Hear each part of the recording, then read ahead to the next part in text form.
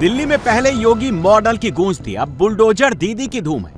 अब दिल्ली बुलडोजर दीदी का नारा लगा रही है। सोशल मीडिया पर सीएम रेखा गुप्ता के फोटो के साथ बुलडोजर दीदी वाला टैग घूम रहा है। पहला सैंपल देखिए।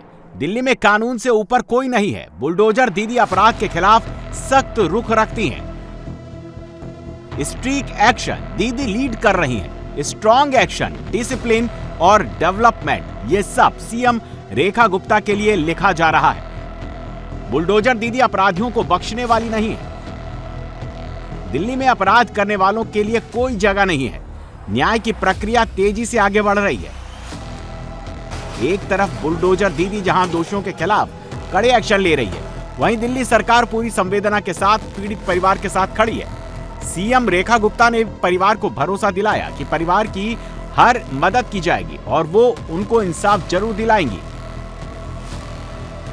उत्तम नगर में तरुण की होली पर हत्या हुई और आज उसके हत्या के आरोपियों के घर पर बुलडोजर चल रहा है। इस वक्त हम जेजे कॉलोनी के ब्लॉक बी में मौजूद हैं।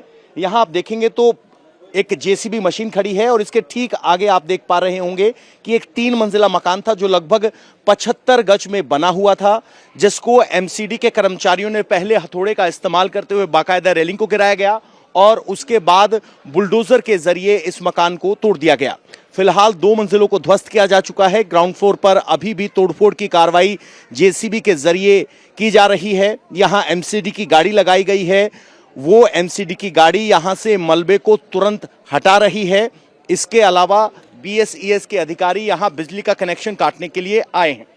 तरुण की जब हत्या हुई उसके बाद लगातार बुलडोजर एक्शन की मांग यहां पर हो रही थी, लेकिन आज 8 तारीख को यह बुलडोजर एक्शन देखने को मिला। बुलडोजर एक्शन शुरू करने से पहले पूरे इलाके में इस तरीके से बैरिकेडिंग की गई है। मीडिया को इससे आगे जाने की अनुमति नहीं है और बड़े सुरक्षा बल यहां तैनात किए गए हैं। उत्तम नगर में जिस निजामुद्दीन के घर पर एक्शन हुआ, यह निजामुद्दीन तरुण हत्याकांड के मुख्य आरोपी में से एक है। बताया जा रहा है कि यह उस मुस्लिम महिला का भाई है जिस महिला पर होली का गुब्बारा गिरा था और जिस महिला ने जानबूझकर छोटी सी बात को इतना बड़ा बना दिया कि हिंदू मुसलमान की आग में पूरा मोहल्ला झुलस गया और इसकी तपिश अभी भी उत्तम नगर में महसूस हो रही है। एमसीडी के अधिकारी बुलडोजर और मजदूरों की फौज लेकर पहुंचे थे। जहां तक बुलडोजर की पहुंच हुई वहां बुलडोजर से एक्शन हुआ। जहां बुलडोजर नहीं पहुंच पाया वहां हथौड़ा चलाया गया। एमसीडी के मजदूरों ने निजामुद्दीन के अवैध निर्माण की एक एक ईंट को उखाड़ दिया। जिस वक्त निजामुद्दीन के घर का अवैध हिस्सा बुलडोजर से तोड़ा जा रहा था, उससे पहले दिल्ली ने पूरे इलाके को छावनी में तब्दील कर दिया। किसी को भी घर के आसपास गली में आने जाने की इजाजत नहीं थी। पूरे एरिया में बैरिकेडिंग कर दी गई। पुलिस को पता था कि अगर थोड़ी सी भी चूक हो गई तो बवाल फिर से खड़ा हो सकता है, माहौल फिर से बिगड़ सकता है। कार्रवाई के दौरान किसी भी विरोध से निपटने के लिए इलाके में भारी संख्या में दिल्ली पुलिस, सीआरपीएफ और आरएएफ के जवान तैनात किए गए थे। यहाँ से लेकर जो पीड़ित का घर है वहां तक 6 लेयर की बैरिकेडिंग दिल्ली पुलिस के द्वारा की गई है और जगह जगह पर इसी तरीके से भारी संख्या में पुलिस फोर्स और पैरामिलिट्री के जवानों को तैनात किया गया है। दूसरी तरफ की अगर बात करें कि दूसरी तरफ से आने का रास्ता है, उधर से भी इसी तरह के कई लेयर की बैरिकेडिंग के साथ भारी संख्या में पुलिस बल और पैरामिलिट्री के जवानों की तैनाती की गई है और पूरे इस एक्शन की मॉनिटरिंग दिल्ली की मुख्यमंत्री रेखा गुप्ता स्वयं कर रही है कि आरोपियों के खिलाफ दिल्ली पुलिस किस तरीके से कार्रवाई कर रही है। पल पल की रिपोर्ट मुख्यमंत्री के द्वारा लिया जा रहा है ताकि सीधा संदेश मुख्यमंत्री के तरफ से दिया गया है कि कोई भी आरोपी इसमें बख्शा नहीं जाएगा।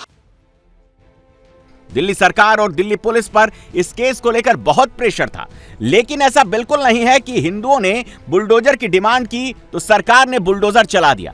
नगर निगम का यह एक्शन 4 दिन बाद हुआ और 4 दिन से एक तरफ पुलिस फरार आरोपियों की जांच कर रही थी, दूसरी तरफ आरोपियों के घर, मकान, दुकान के कागज चेक किए जा रहे थे। जांच के दौरान जानकारी मिली आरोपी निजामुद्दीन के घर में कथित तौर पर फैक्ट्री भी चलाई जा रही थी, जो कि कानूनी रूप से गलत है। जब पुलिस ने इसकी जांच की तो पता चला कि घर का कुछ हिस्सा नियमों के उल्लंघन करके बनाया गया है। इसी वजह से बुलडोजर एक्शन हुआ। लेकिन तरुण के भाई का कहना है कि एक्शन सिर्फ एक आरोपी के घर नहीं होना चाहिए। सरकार को सारे आरोपियों के घरों की जांच करनी चाहिए। हर फरार आरोपी के घर पर एक्शन होना चाहिए। बुलडोजर एक्शन एक ही घर पे चल रहा है अभी तो एक ही घर पे चल रहा है। घर तो इनके काफी सारे हैं, अवैध घर है सब। और फिर से आप क्या चाहते हैं, सबके घरों पे चले? सबके घरों पे चलना। अगर कानून चला रही है तो देखो, एक घर पे नहीं तो जितने ये भागे हैं ना, जितने ये परिवार यहाँ रह रहा है, ये भगे हैं जितने भी, सबके घर टूटने चाहिए। वो भगे क्यों हैं? इनका पूरा परिवार रहना चाहिए था, यहाँ पे भग क्यों गए हैं?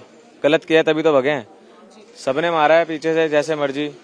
भाई की तो कोई गलती ही नहीं थी। भाई तो अपने घर आया था कि घर में लड़ाई होगी, चलो छुटवा देंगे। पीछे से आगे हम तो सब घर में पैक हो गए थे ना, हमें तो बंद कर दिया था इन्होंने घर में। भाई अकेला आया, अकेले को देख के पीछे से किसी ने सिल्ली मारी, किसी ने लोहे की रोड मारी है, किसी ने क्या मारा, किसी ने क्या मारा। दिल्ली में तरुण की हत्या में शामिल एक आरोपी के घर बुलडोजर चल गया है। निजामुद्दीन के 3 मंजिला घर का पूरा नक्शा बिगड़ गया। हिंदू इस एक्शन से खुश भी हैं, संतुष्ट भी हैं, लेकिन हिंदुओं का कहना है कि लड़ाई अभी खत्म नहीं हुई। जब इंसाफ में गोली की आवाज नहीं आएगी, तब तक इंसाफ अधूरा है। दिन भाई था वो। हाँ जी, रात को मैं 11 बजे ड्यूटी से आ रहा था। उस लड़के के ऊपर सिल्ली मारी गई है, राड मारी गई है, बैट मारा गया है, मेरे सामने मारा है और बहुत अंजाम गलत दिया है। और वो तो सोच रहे थे मजाक कर रहे हैं, पर लड़का तो हमारा जवान गया है, इसलिए गलत बात करी है उन्होंने। तो हमारे को इसके लिए जवाब चाहिए। ठीक है, चला है। वो 25 से 30 बंदे थे। वो ये चीज, नाम तो मेरे को नहीं पता, लेकिन 25 से 30 लोग थे। तो कम से कम ये चीज देखो ना कि सारे एक ही घर में तो नहीं रहते होंगे। अब तुमने एक के उस पे कर दिया ना, या तो सबको पकड़ो, जो जितने लोग हैं उन सबको पकड़ो और भाई सबके ऊपर कार्रवाई करो। बेटी के सिर्फ 8 नाम बताए हैं।